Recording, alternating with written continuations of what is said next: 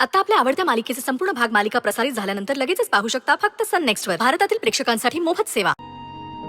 आणि मी ही कायम माझ्याजवळ आठवण म्हणून जपून ठेवीन.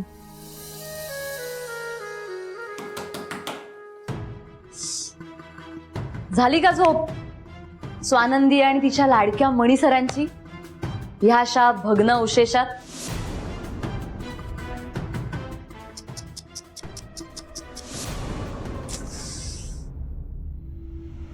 देवा,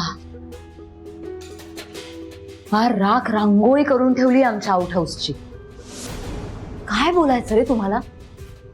निर्लज्जपणाचा कळच आहे नुसता.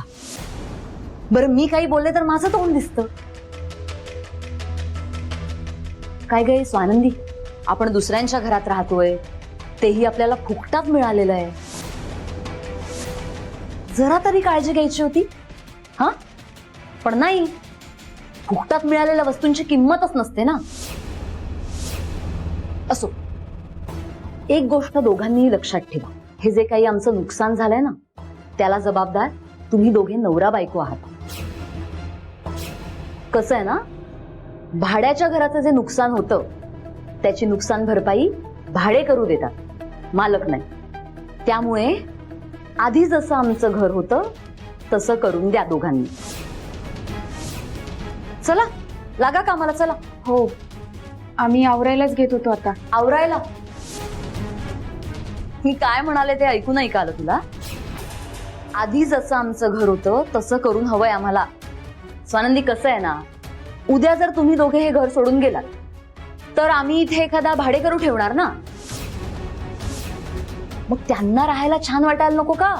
आणि जरी भाडेकरू नाही ठेवला तरी आमच्या घरातले नोकर इथे राहतील, त्यांनाही छान वाटलं पाहिजे की नाही?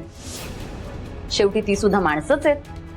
काय रंजिता मॅडम, मला माहिती आहे सरपोतदार साहेब या आउट हाऊसचे मालक आहेत, पण अहो, आमच्या सहजीवनाची सुरुवात याच घरातनं झाली आहे. या घराच्या भिंती आमच्या सुखदुःखात साक्षीदार आहेत.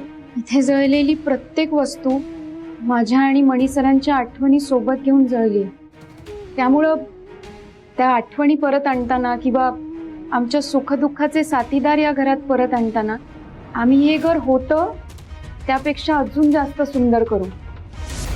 तुम्ही नका काळजी करू, या अपघातातला एकही डाग इथे राहणार नाही. आज ग नुसती बडबड बडबड बडबड, सकाळ नाही, दुपार नाही, संध्याकाळ नाही, झाली प्रवचनाला सुरुवात. ही जी एनर्जी आहे ना तुझी, ती ही बडबड करण्यामध्ये बेस्ट नको करूस. त्यापेक्षा हे जे काही करून ठेवलंय ना, ही जी काही राखरांगोळी केली आहेत ना, ती निस्तारा दोघांनी. बडबड नुसती